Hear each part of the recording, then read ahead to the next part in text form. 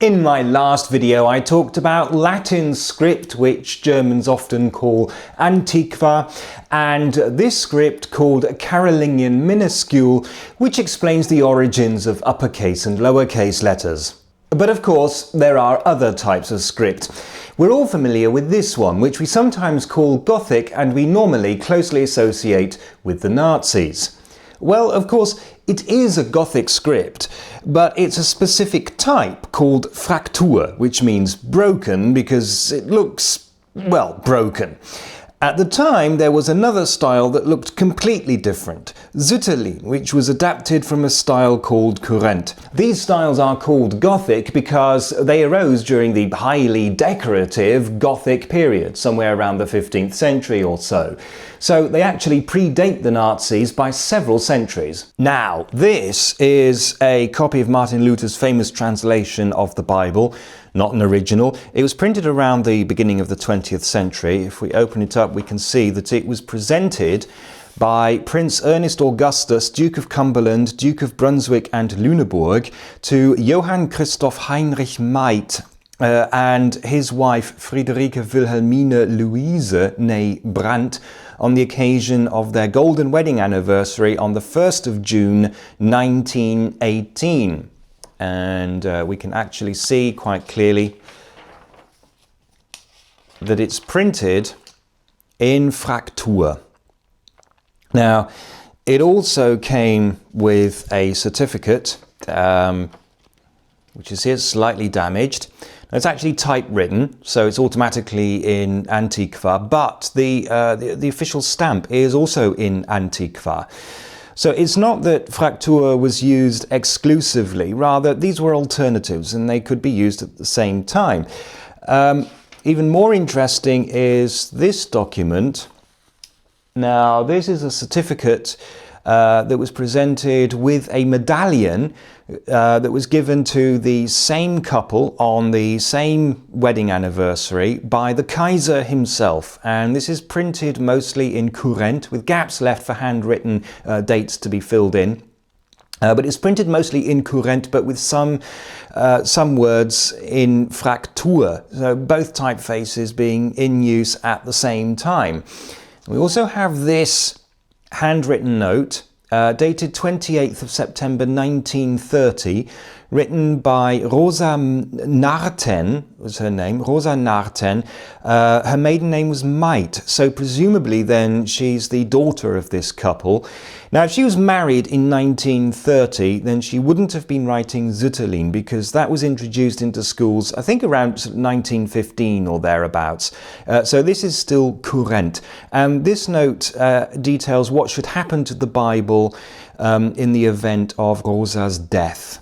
The Nazis actually had a very complicated relationship with the Gothic scripts.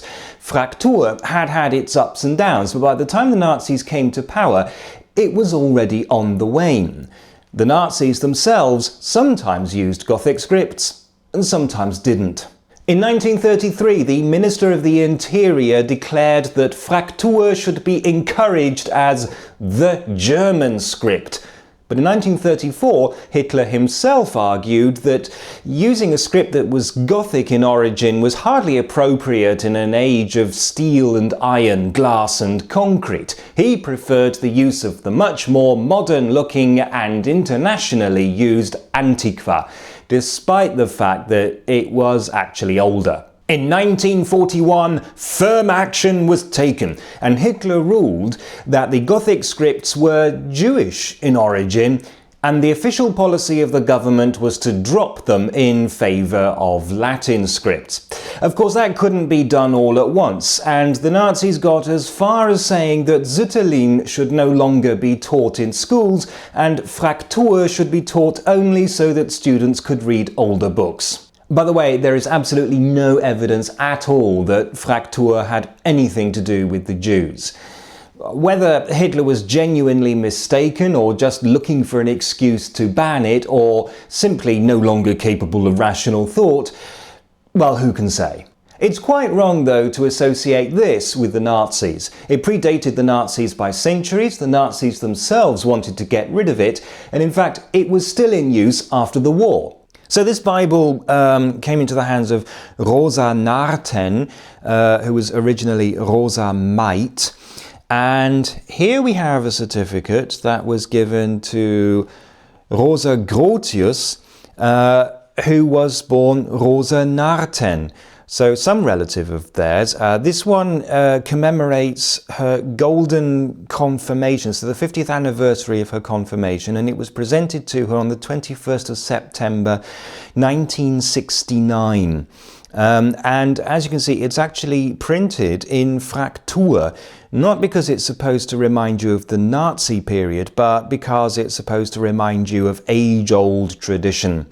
Unfortunately, they seem to have got her name wrong because they typed it as Rose with an E, but it seems that she actually spelt it herself slightly differently, and I can show you because she wrote her own name in her own hand here, and it's quite clearly Rosa with an A, R-O-S-A.